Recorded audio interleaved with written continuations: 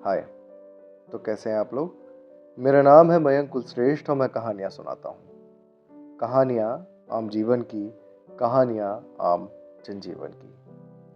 प्यार और हिचकिचाहट के पिछले 4 भागों में हमने जाना कि हेमा और अंकित की बॉन्डिंग कैसी रही। अब जानेंगे इससे आगे की कहानी।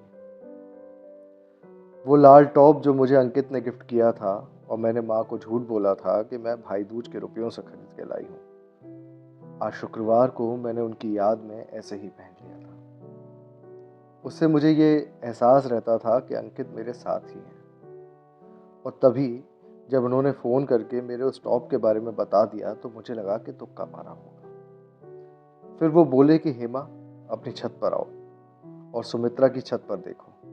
एक पल को तो सांस इतनी ऊपर गई कि लगा निकल ही ना जाए।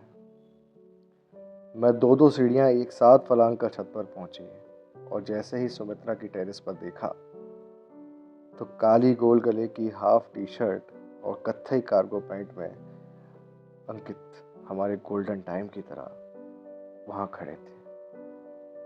वो पीली नर्म सी धूप उनके चेहरे पर पड़कर सुनहरी हो रही थी और मैं मारे खुशी के गुलाबी। समझ नहीं आ रहा था कि वापस सब पहले जैसा कैसे हो गया। कई बार खुद को नोच कर हकीकत से रूबरू होने के बाद मैंने उनसे पूछा कि आप यहाँ कैसे? तब अंकित बोले कि बेटू, मैंने वापस से 12 अंक की ट्रांसफ़र ले लिया है। अभी कुछ दिन पहले ही मुझे मेरी कुशल कार्यप्रणाली को लेकर प्रशस्ति पत्र मिला था और उसके 2 दिन बाद ही मैं अपने ट्रांसफ़र की अर्जी लेकर पहुंच गया एसपी दफ्तर।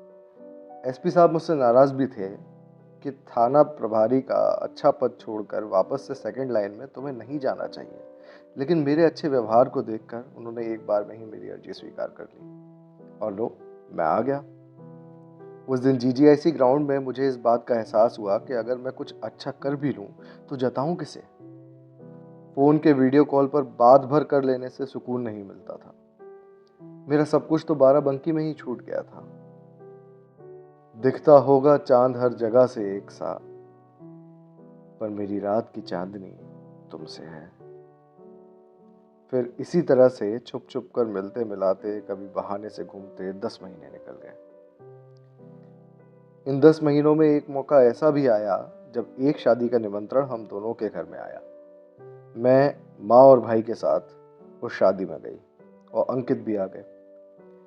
अंकित भाई और माँ को पहले भी मिल चुके थे तो पूरे प्रोग्राम में वो हमारे साथ ही बैठे रहे। छोटा भाई अंकित को अपना आदर्श मानता था तो उसी टेबल पर काफ़ी देर तक पढ़ाई और करियर को लेकर बातें करता रहा और माँ और भाई दोनों को ही अंकित पूरी तरह से इम्प्रेस कर चुके थे। पर अब वो रोज़ मुझसे यही कहते थे कि माँ से बात करो शादी के लिए।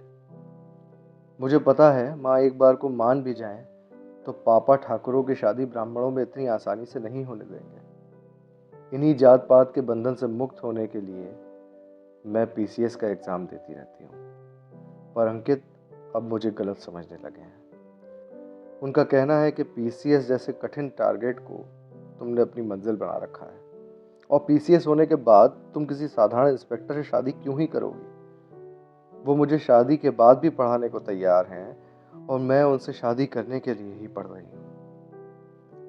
इन्हीं गलतफहमियों के चलते अब बात नहीं होती।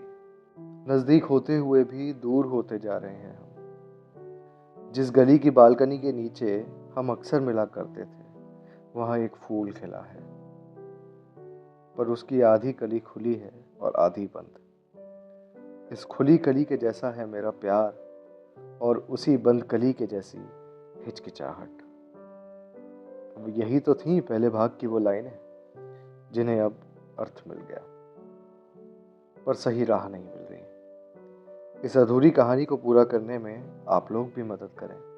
कमेंट्स में बताएं कि अब हेमा को क्या करना चाहिए। एग्ज़ाम ना निकला तो, या अंकित ही ठीक से समझ ना पाए तो। बहुत कुछ छोड़ा है तेरे भरोसे ए वक्त, इंतज़ार है अब तेरे सही होने का। Thank you so much. Comments में ज़रूर बताएं कि आप लोगों को ये कहानी कैसी लगी और क्या इसका अगला भाग आना चाहिए। आना चाहिए तो क्या होना चाहिए। हेमा और अंकित को अब क्या करना चाहिए? इसी के साथ आप सुन रहे थे मयंक कुलश्रेष्ठ को, जो कहानियाँ सुनाता है। कहानियाँ आम जीवन की, कहानियाँ आम जनजीवन की। Thank you.